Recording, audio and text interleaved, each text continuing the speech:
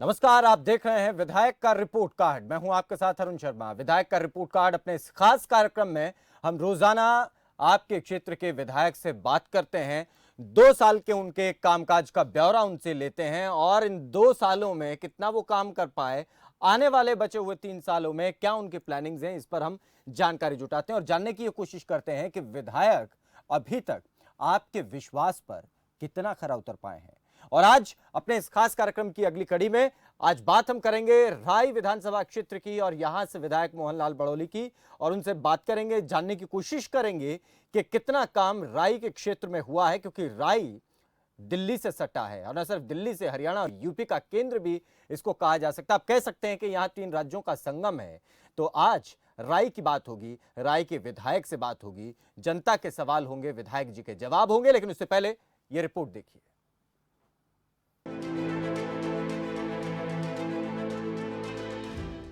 राय विधानसभा seat Haryana की महत्वपूर्ण विधानसभा seat है, जहां 2019 में भारतीय जनता पार्टी ने जीत दर्ज की थी।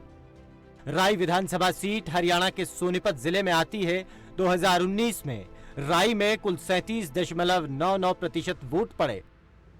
2019 में भारतीय जनता पार्टी से मोहनलाल कौशिक बाड़ौली ने इंडियन नेशनल कांग्रेस के जयतीरथ दहिया को 2662 वोटों के मार्जिन से हराया था। राय विधानसभा सीट सोनीपत के अंतर्गत आती है। इस संसदीय क्षेत्र से सांसद भी भारतीय जनता पार्टी से ही हैं। राय विधानसभा वैसे तो राजधानी दिल्ली के बेहद करीब है, लेकिन इसके बावजूद विकास की धारा से अलग थलग दिखाई देती है ये विधानसभा सीट। जीटी रोड के साथ लगता क्षेत्र फिर भी विकास की धारा से जुड़ा है, लेकिन ज्यादातर गांव में विकास की तस्वीर थोड़ी धुंधली ही दिखाई देती है। विधायक मोहनलाल 2 साल से क्षेत्र की तस्वीर बदलने की कोशिश कर रहे हैं। इस कोशिश में कितना कामयाब हुए हैं विधायक जी और कितना काम अभी बाकी है, आज विधायक का रिपोर्ट कार्ड में बता रहे हैं राय विधानसभा से विधायक मोहनलाल बड़ौली।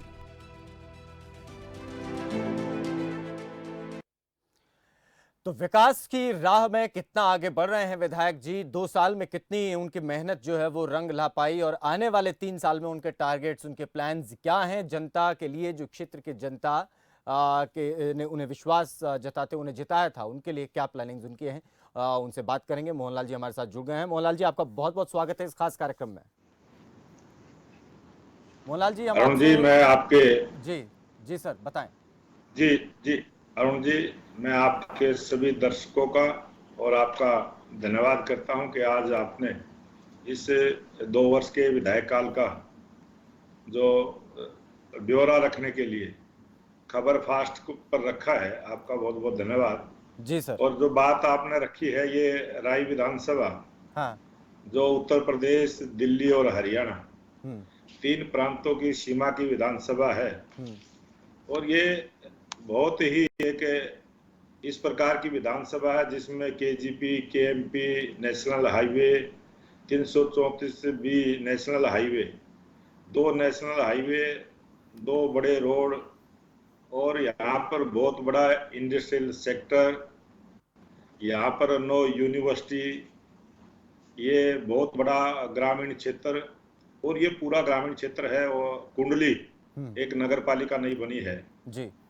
तो ये विकास की दृष्टि से पहले भी कुछ अग्रणी रही है। हाँ। क्योंकि एजुकेशन सिटी का निर्माण और गुड़गांव की तर्ज पर इस राय विधानसभा में विकास ने अपनी गति पकड़ी है। जब से मैं विधायक बना हूं, यहाँ पर बहुत सारे विकास के काम हुए हैं, जिसमें कुछ रोड पीडब्ल्यूडी के द्वारा, और राय विधानसभा में 24 रोड मार्केटिंग बोर्ड के द्वारा इस 2 वर्ष में काम हुआ है। लगभग 12 करोड़ के मार्केटिंग बोर्ड के द्वारा और लगभग 20 करोड़ रुपए पीडब्ल्यूडी के द्वारा रोडों पर लगा है। आज बारिश का समय है, कुछ रोडों पर थोड़ी सी हालत खस्ता जरूर है, लेकिन नरेला से सोनीपत जो HSRDC द्वारा एक 4 लेन का भी निर्माण राय विधानसभा में हो रहा है। और बहुत सारे स्कूलों में कमरे बनवाने का काम, कम्युनिटी सेंटर बनवाने का काम, जखोली में पीएचसी बनाने का काम, काफी विकास के काम हमारी इस विधानसभा में हुए हैं। पतला से अटेरना, जखोली से अटेरना, मनोली से मनोली टोकी, खेवड़ा से औरंगाबाद, जीटी रोड से किशोरा, सेक्टर 15 से कमासपुर, दीपालपुर और पलड़ी, बरोटा से खेड़ी मनाजात और नारी, बिंदरौली से हरसाणा, जीटी रोड से बालग्राम राई, ये सभी रोड पीडब्ल्यूडी के द्वारा मैंने अभी सभी का निर्माण करवाया है। और इसी प्रकार से 14 जो देहात के रोड हैं उन सब मार्केटिंग बोर्ड के द्वारा 24 रोडों का अच्छे से काम करवाया है। एक अभी दहीसरा 0 पॉइंट से लेकर मीमारपुर तक की एक 7 मीटर चौड़ी रोड HSRDC के द्वारा भी इसकी मंजूरी मिली है। और काफी काम मैं कह सकता हूं कि जो राय विधानसभा में हुए। हाँ। और जो आपने बात रखी कि आने वाली जो 3 वर्षों की, हाँ। इसमें भी कई विकास के काम ऐसे हैं जो अधूरे हैं और अभी जो पास हुए हैं। 6 नंबर ड्रेन पर एक पुल का अभी सैंक्शन हुई है, टेंडर फ्लोट हुए हैं। ITI खेवड़ा में निर्माण का कार्य चालू है। महिला कॉलेज जखोली में निर्माण होना है। एक पोर्ट बस डिपो का निर्माण जो GT रोड पर, वो भी राय विधानसभा में आता है, उसका भी निर्माण होना है। उसका जगह का सिलेक्शन हो चुका है। और ठीक है सर, मोटे तौर पर मुझे लगता है कि आप जो जितने काम आपने बताए हैं, किसी भी विधानसभा क्षेत्र में अगर इतने काम होते हैं तो विकास की दृष्टि से उसे एक बेहतर स्पीड जो है वो कहा जाएगा, इसमें कोई दो राय नहीं है। 2 साल हुए हैं आपको, 3 साल का और अभी आपके पास समय बाकी है लगभग, तो उसमें कुछ और चीज़ें जो हैं आगे बढ़ेंगी निश्चित तौर पर, ये उम्मीद हम भी करते हैं। लेकिन उससे पहले अगर आप चाहें तो हम आपको कुछ लोगों के बयानात आपको सुनवाना चाहते हैं, जो आपके हल्के के लोगों से हमने जब बात करी तो वो क्या कहते हैं, कुछ वहाँ की स्थितियाँ हैं जिसके बारे में वो बता रहे हैं कि किस तरीके से वो लोग महसूस करते हैं। क्योंकि बारिश का मौसम है, निश्चित तौर पर पानी भरता ही है तमाम जगहों पर, लेकिन पिछले कई दिनों से परिस्थितियाँ क्या बनी हैं वो लोग अपने मुँह से बता रहे हैं सर, वो भी आप सुनिए। कुंडली गांव के लिए मेन रोड है यहाँ की, ये 3 साल से यहाँ पे ऐसे ही दिक्कत है। ना तो यहाँ सफाई वाले आते ना लेगी, और यहाँ पानी ऐसे ही भरा रहता है हमेशा। हालात बहुत बुरे हैं। ना तो हमारी दुकानदारी चलती है, ना हम कहीं जाने के ना कहीं आने के। बच्चे आते हैं, बहुत दिक्कत हो रही है आने जाने में। इतना कीचड़, खड्डे हुए हैं, बीमारी फैल रही है, मलेरिया फैल रहा है। कितनी सारी परेशानी का सामना उठा के बच्चे स्कूल में जाते हैं, लड़कियां हैं अपनी साइकिल से आती है, जा नहीं जाता, कपड़े धस जाते हैं कीचड़ में। तो हमसे बहुत ज़्यादा से रिक्वेस्ट करी, भाई देखो कितनी गंदगी फैली है, इससे कोई समाधान, कोई ध्यान नहीं दिया। यहाँ पे बहुत सारी गंदगी फैली हुई है जिससे बहुत सारी बीमारियाँ हो सकती हैं। स्कूल के पेरेंट्स और टीचरें और बच्चे यहाँ पे कीचड़ में से ऊपर से जाते हैं, जिससे इन्हें बहुत परेशानी होती है। पानी की ये बहुत बड़ी समस्या है। स्कूल इधर है, इधर कॉलेज है।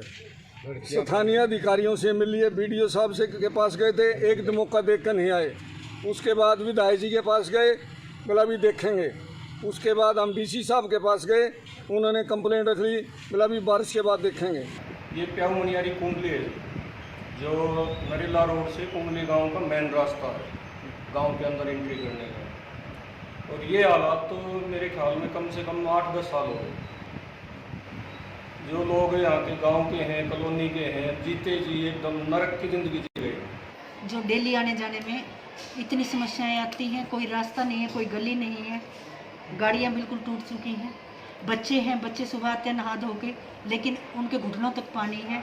कभी उनका पैर फंस जाता है, कभी उनका पैर फिसल जाता है तो गिर जाते हैं, कपड़े गंदे हो जाते हैं। इवन हमारी चपड़ासी है बीटा देवी, उसका इसी पानी में पैर फिसल के हाथ टूटा हुआ है। हमारे कॉलेज के गेट पे जो समस्या है कि जहाँ पर कि पानी का निकासी नहीं हो रहा और गंदा पानी जो इतने लंबे समय से जमा है। कई बार हम BDO साहब को फ़ोन भी कर चुके हैं, गांव वाले भी हमारे पास आए, उन्होंने अपनी समस्या को बताया, लेकिन उस समस्या का समाधान आज तक नहीं हो पाया है। मेरा नाम नंद किशोर है, गाँव मुतल है। और विधानसभा की जो हमारी की समस्याएँ हैं, विधायक जी तकरीबन हर रोज़ चंडीगढ़ नहीं होते, 4 से 5 घंटे कार्यालय पे देते हैं अपने पे, और कोई भी समस्या हो तुरंत फ़ोन करते हैं। किसी अधिकारी के पास करना है, किसी तरह करना है। और जो समस्या है हमारी यहाँ की, वो भी विधानसभा में अच्छी तरह से उठाई। फिलहाल मेन मुद्दा जैसे किसानों का था, रास्ता रोकने का था, तो वो भी विधायक जी ने वहाँ पे अच्छी तरह उठाया है। हमारा भाई इससे बढ़िया विधायक हमने ना तो मिल लिया ना आगे मिल रहेगा। ठीक, जमुना पे रोड बनवा दिया, 0 पॉइंट से तीसरे तय बनवा दिया। ठीक, बिजली का काम रात ने अगर बिजली चली जाए तो 5 मिनट में बिजली वापस आ जाए। और विधायक जी ने जब से बने हैं हमारे हल्के में बहुत ही ज़्यादा काम किए हैं और काम के प्रयास पर करते जा रहे हैं। उन्होंने सड़कों का जैसे कि एक जाल सा बिछा दिया है। पूरे हल्के में बहुत सारे विकास कार्य विधायक जी द्वारा कराए गए। सबसे बड़ी सहानुभूति विधायक जी के प्रति एक है कि जो भी आदमी अपनी कोई भी फरमाइश लेकर विधायक जी के पास जाता है, वो किसी भी पार्टी से संबंधित हो, किसी भी गांव से संबंधित हो, किसी बिरादरी से संबंधित हो, वो कोई भेदभाव नहीं करते और हर आदमी के कार्यों में बढ़ चढ़ के भाग लेते हैं, हर आदमी की मदद करने की कोशिश करते हैं। तो मिली जुली प्रतिक्रियाएं मोहन जी, मैं आप चाहता हूं कि आप उस पर अपनी राय रखें कि लोगों की समस्याएं भी हैं। लोगों का ये भी कहना है कि आप सबकी बात को बड़े गौर से सुनते हैं, समस्याओं का निपटारा भी करवाते हैं, तो फिर समस्याएं क्यों बनी हैं अभी तक? ये अरुण जी, मैं आपके चैनल के माध्यम से बताना चाहता हूं कि जो कुंडली की प्याऊ मलियारी से नरेला रोड की जो बात करी है, हाँ, विधायक बनते ही उस रोड का निर्माण पहले ये 2017 में ये रोड ठेकेदार के द्वारा बना था। उसका 3 साल का पीरियड था और सबसे पहले इसी रोड को मैंने बनवाया था। लेकिन वो बनवाने के बाद उस नालों की सफाई करवाई और कुंडली गांव के अंदर जो 6 नंबर ड्रेन है, पहली बार वो साफ हुई तो मेरे काल में ही साफ हुई। मैंने खड़े होकर वहाँ मौके पे उसको साफ सफाई करवाई और वहाँ पर उसकी वजह से जो गलियों में बहुत पानी भरा रहता था, वो पानी नहीं भरता। कीचड़ जो है, क्योंकि नेशनल हाईवे का काम चल रहा है और किसान जो आंदोलनकारी किसान है वो बैठे हुए हैं, वहाँ काम रुकावट में है। 10 महीने से वहाँ कोई काम चल नहीं रहा और सर्विस लेन के दोनों पुल भी पास करवा के आया हूँ मैं। वो पुलों का निर्माण होगा और अच्छे से वहाँ कुछ रोड बनाने के लिए जमीन भी करीब 30 फुट के आसपास वो दुकानों की एक्वायर भी होनी है, वो भी एक मुद्दा यहाँ है। अच्छा। और उस नालों की सफाई हुई है, रोड टूटा हुआ है, ये बात बिल्कुल सच है इनकी। ठीक है। और वहाँ 2-3 कॉलोनियां हैं, उनके भी पानी की समस्या है।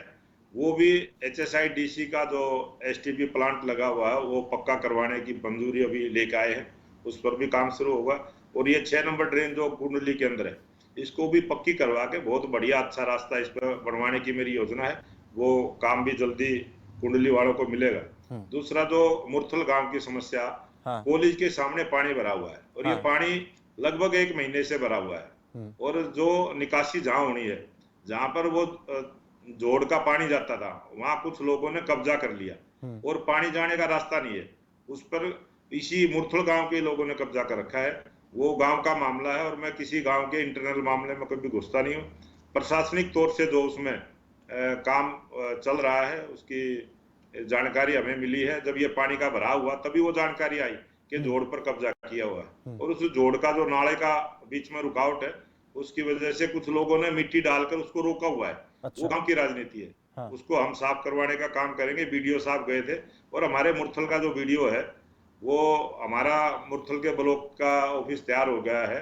वो बीमार था, वो छुट्टी पर चल रहा है 15 दिन से यहाँ, इस वजह से वो सफाई नहीं हो पाई, फिर भी करवाएंगे। एक तीसरी समस्या और मेरी विधानसभा में पानी की, बड़ मलिक गांव है, वो किसी दर्शक ने बताई नहीं, मैं बता रहा हूँ। वो निर्माण का कार्य मेरे विधायक बनने के बाद हुआ है और बहुत बड़ा राई इंडस्ट्रियल एरिया भी है, वहां पर भी पानी भरा हुआ है। वो HSIDC का और PWD का पानी ना जोड़ने की वजह से एक मुद्दा बना हुआ है। अभी 10 दिन पहले ही DC साहब के साथ HSIDC और PWD विभाग हमारी ज्वाइंट मीटिंग हुई थी। उस पानी का भी हमने समाधान निकालने का एक रास्ता निकाला है। उस जोड़ की भी सफाई करवाई थी। और जो बिजली की बात जो रखी गई है, अभी मेरे विधायक बनने के बाद 3 पावर हाउस, राई में 33 kV का, शेरशाह में 33 kV का और मोहम्मदाबाद में 33 kV का 3 चालू हो चुके हैं। सबोली, कुंडली और दीपाल पर, इन पर काम वर्किंग चालू है। 2 पावर हाउस, एक पलड़ी की तरफ और एक मनोली और खुरमपुर की तरफ जो गांव पड़ते हैं, 2 पावर हाउस और भी मेरी विधानसभा में पास है। वो उनका भी काम जल्दी ठीक है। चालू करवाएंगे। इसमें कुछ एक और चीज़ें आपने कई बताई सर, कुछ एक चीज़ें आपने बताई, जैसे किसी गांव का जो अंदरूनी मामला है उसमें ठीक है, एक वो गांव के लेवल पर, गांव के स्तर पर सुलझ जाना चाहिए, वो हम उम्मीद करते हैं। और एक क्षेत्र के प्रतिनिधि होने के नाते आप उसमें गांव वालों को समझाने का भी आप काम कर रहे होंगे निश्चित तौर पर। दूसरा, आपने बताया कि बिल्कुल कुछ सड़कों का जो है आंदोलन की वजह से काम रुका पड़ा है 10 महीने से। लेकिन एक तस्वीर सर मैं आपको दिखाना चाहता हूँ, मुझे ये जानकारी भी मिली है कि आप यहाँ गए भी थे सप्ताह भर पहले। वो तस्वीर एक बार आप देखिए सर, इसके बारे में देखकर बड़ा दुख हुआ कि ये तस्वीरें जो हैं वो अभी तक ऐसी परिस्थितियां, ये आप देखें एक बार, बच्चों को कैसे एक क्लासरूम से दूसरे क्लासरूम का रास्ता जो है वो पार करना पड़ता है। ये तस्वीरें आपके क्षेत्र में, और मुझे ये जानकारी मिली थी कि आप यहाँ गए थे, आपने देखा था और छह समाधान कमरों का उद्घाटन हाँ करके आया था इसी हाँ, ये फिर सर ऐसा क्यों बना हुआ है सर अभी तक ऐसा? मतलब बच्चों को देखिए ना कितनी पर ये, और राई में मुझे नहीं लगता कि दिल्ली से सटी कोई विधानसभा है तो उसमें इस तरीके के हालात होने चाहिए, वो भी हरियाणा में। ये दो स्कूल ऐसे हैं हमारे, कुंडली और राई। इन दोनों स्कूलों के आसपास ये पानी भरता है और वो पानी की निकासी का उचित प्रबंध नहीं था, उसकी वजह से ये सारी मेरे ध्यान में है ये बातें। और इस काम को कराने के लिए हमने वहां पर सारे इंतजाम कराने के लिए एसटीपी राईगम में पास करवाई है। हाँ। अभी उस पर काम भी चलेगा। उसके बिल्कुल स्कूल के सामने तालाब है और उस तालाब को ओवरफ्लो होने के बाद ये सारा इंडस्ट्रियल एरिया है बहुत बड़ा, और इंडस्ट्रियल एरिया में इस गांव का पानी नहीं जाता, इसलिए ये समस्या आई है। और इसका प्रोजेक्ट बनाकर इसके टेंडरिंग प्रक्रिया जो है पूरी हो चुकी है, जल्दी इस पर काम शुरू होगा। चलिए, हम उम्मीद करते हैं कि ये समस्या जो है छात्रों की ये दूर हो जाएगी, क्योंकि देश का भविष्य है सर, और ये अगर अच्छे तरीके से पढ़ाई कर पाएंगे तो हमारे देश का सुनहरा भविष्य हमारे सामने है। अब कुछ राजनीतिक की थोड़ी मैं आपसे बात करना चाहता हूं, क्योंकि ये राय विधानसभा क्षेत्र जो कांग्रेस और इंडियन नेशनल लोकदल आपस में दोनों की यहाँ फाइट रहती थी, 2009 में जो बीजेपी केवल 3% के करीब करीब वोट लिए थे, वहाँ 2019 में आप जब वहाँ से लड़े तो एक बड़ी शानदार जीत वहाँ से दर्ज की आपने, और बीजेपी को ये सीट जो है वो आपने बीजेपी की झोली में डाली। किस तरीके से ये आपकी फाइट रही, और किस तरीके से जब नेतृत्व परिवर्तन यहाँ के क्षेत्र में होता है तो लोगों की उम्मीदें कितनी बढ़ जाती हैं, वो आप कैसे देख रहे हैं? लोगों की उम्मीदें बढ़ना, क्योंकि ये दिल्ली और उत्तर प्रदेश की सीमा पर विधानसभा है, इसमें बहुत बड़ा इंडस्ट्रियल हब है, और इस विधानसभा में लगभग 1.5 लाख ऐसे कर्मचारी हैं जो बाहर से आकर यहाँ काम करते हैं। क्योंकि कुंडली, नाथुपुर, बारोटा, राई और एक नया हमारा इंडस्ट्रियल सेक्टर अपना जूंडपुर गांव में बहुत बड़ा बना है, और यहाँ पर TDI, Ansal, Parshvanath city, Omaxe city, ऐसे भी बिल्डरों ने भी बहुत सारी नई करीब 14 नई सोसाइटियों का निर्माण भी इस विधानसभा में हुआ है। यहाँ पर देश के प्रत्येक कोने का व्यक्ति राय विधानसभा में रहने के लिए नई नई सोसाइटियां बनी हैं, यहाँ आ रही है, और यहाँ पर काम बहुत सारा होना है, और हमारी सरकार का भी ध्यान है। और अब तक इस कोरोना काल में भी लगभग 100 करोड़ रुपए के काम मेरी राय विधानसभा में सभी डिपार्टमेंटों को लगा के अब तक पूरे हुए हैं। हाँ। और आगे भी करीब जिस गांव की जो डिमांड थी उस हिसाब से आज की डेट में 1500 काम जो टोटल गांव के लोगों के द्वारा मुझे मिले थे, वो सारों के एस्टिमेट बनवा के उनका पूरा खाका तैयार है, और वो जल्दी, मैं प्रयास में हूं कि 2 साल के अंदर अंदर यहाँ से राय विधानसभा के गांव के पक्के रास्ते बनवाना, पानी की उचित निकासी का प्रबंध करना, पीने का पानी, सबसे बड़ी एक नगर पालिका हमारी जो कुंडली में बनी है, उसमें यमुना नदी से यमुना का पानी कुंडली के लोगों को पीने के लिए मिले, क्योंकि यहाँ फैक्ट्रियां बहुत लगी हैं, और फैक्ट्रियां लगने की वजह से पानी का भी, जमीन का पानी खराब हुआ, पीने लायक नहीं है। उसको देखते हुए भी उसकी एक प्रपोजल बनवाई गई है। ये मुद्दा मैंने विधानसभा में भी रखा था। और नेशनल हाईवे जिस प्रकार से 12 लेन का राई में बन रहा है, इसके भी एक गांव से दूसरी तरफ क्रॉस करने के लिए पुलों का निर्माण है। जो भी छोटी छोटी समस्याएं गांव की है वो मेरे से भी ध्यान में है। इससे जीटी रोड पर मेरी विधानसभा के 14 गांव लगते हैं, उन सब के आने जाने के भी रास्ते की पूरी चिंता मैंने की है और उनका निर्माण करवाने का काम कर रहा है। भारतीय जनता पार्टी जब सत्ता में आई थी तो ये कहा गया कि कांग्रेस पार्टी के शासनकाल में जितने गड्ढे हुए थे हम पहले उनको भरने का काम करेंगे। राई की बात मैं करूं तो कितने गड्ढे आप भर चुके हैं, कितने बाकी हैं? ये जिस प्रकार से मैंने बताया है कि अब तक पीडब्ल्यूडी के द्वारा 14 रोडों का निर्माण और मार्केटिंग बोर्ड के द्वारा 24 रोडों का निर्माण जो हुआ है, ये खड्डे रोड पर ही खड्डे थे। कुछ विकास के काम में भी कुछ अड़चने थी। किसी गांव में कम्युनिटी सेंटर बनना था, उसमें कोई रुकावट थी, उसको दूर किया है। कहीं पावर हाउस बनना था तो पंचायत का रेजोल्यूशन दिलवा के उसको भी करवाने का काम किया है। तो काम विकास के ही थे। और ये जो यमुना नदी के साथ साथ रोड जो 7 मीटर का है, ये भी बहुत पुरानी लोगों की इच्छा थी, उसको भी सरकार जल्दी पूरा करेगी। और यमुना रिवर फ्रंट, क्योंकि केजीपी से लेकर और पुराना जो 334 भी नेशनल हाईवे, इसके जो बीच की 11 किलोमीटर की दूरी है, उसकी भी एक प्रपोजल मैंने बनवाई है कि यमुना नदी के दोनों किनारे पक्के हो जाएं और एक टूरिज्म का रास्ता यहाँ खुले। दिल्ली के नजदीक विधानसभा है और वाटर लेवल भी डाउन ना हो। जब पानी उसमें खड़ा होगा, पानी रुकेगा, यमुना का जल स्तर पानी की वजह से बढ़ेगा। तो इस प्रकार की मेरी बहुत सारी योजनाएं हैं जो अभी सारी पूरी करवाएं। अच्छा, एक चीज़ मुझे आप बताइए कि मोटे तौर पर अभी, क्योंकि आपने बहुत सारे विकास के काम गिनवाए हैं, बहुत सारी जानकारी आपने दे दी लगभग, मैं एक चीज़ जानना चाहता हूं, मोटे तौर पर राई विधानसभा क्षेत्र को आप किस नज़र से, मोटे तौर पर मैं जानना चाह रहा हूं, किस नज़र से देखते हैं, कितना यहाँ की ज़रूरतें हैं और मोटे तौर पर समस्याएं अगर देखी जाए तो वो यहाँ की क्या हैं जो दूर हो जानी चाहिए थी पिछली सरकारों के दौरान भी जो नहीं कर पाए? हालांकि बहुत सारे इंडस्ट्रियल एरिया की आपने बात करी, यूनिवर्सिटीज़ की बात करी, और जैसा आप बता रहे हैं क्योंकि यूपी, दिल्ली, हरियाणा का एक केंद्र आप इसको कह सकते हैं, 3 राज्यों की सीमाओं से सटा हुआ, तो ऐसे में यहाँ पर बड़ी बड़ी कंपनियाँ, बड़ी बड़ी सोसाइटीज़ का आना भी लाजमी है। दिल्ली से नज़दीकी बहुत बेहतरीन एक पॉइंट बनता है, लोकेशन बनती है। तो अब जो है वो यहाँ के लोगों की, वो लोग जो आपको वोट देते हैं, उनकी समस्याएं और ज़रूरतें क्या हैं और किस तरीके से आप उनको अब दूर करने जा रहे हैं आने वाले 3 साल में? अभी जो बात आपने रखी है कि जिस प्रकार की ये विधानसभा है, ये इस विधानसभा के लोगों का दिल्ली में भी बहुत सारा आना जाना है और दिल्ली के स्कूलों को भी वो देखते हैं, दिल्ली की सड़कों को भी देखते हैं, दिल्ली के रोड पर जो लाइट लगी है उसको भी देखते हैं। इसीलिए मेरी विधानसभा के जितने भी गांव हैं, जितने भी पीडब्ल्यूडी के रोड उस गांव के साथ लगते हैं, उन सब पर लाइट की व्यवस्था हो, इसकी प्रपोजल बिल्कुल तैयार हो चुकी है। उसका बजट जल्दी तैयार करवा के आएंगे, सभी रोडों पर लाइट लगवाने का काम करेंगे। और पंचायतों के चुनाव अभी होने हैं, जैसे ही वो पंचायतों के चुनाव होंगे तो ये सारे काम हमारे तेज गति से चलेंगे। उससे पहले ये सारी मेरी योजनाएं हैं, इनका बजट मैं सैंक्शन करवा के तब तक आ जाऊंगा। और एक नगर पालिका कुंडली है, उसमें भी चुनाव होना है, उसकी भी ऐसे ही योजनाएं मैंने कुछ बनाई हैं। और इस विधानसभा में विकास के निर्माण के बहुत सारे अभी काम बाकी हैं जो मैंने पूरे करवाने हैं। ठीक है सर, हम उम्मीद करते हैं कि आप अपने 3 साल के इस कार्यकाल में अब ये जो काम बाकी हैं उनको आप करवा पाएं, जनता को जो है वो सहूलियतें मिलें।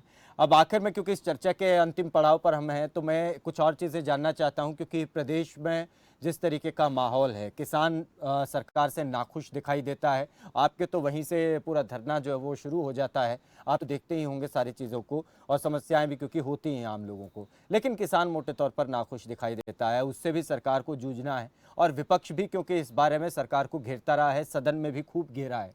तो इस पर आप क्या समझते हैं, इस पूरे मसले को देखते हुए?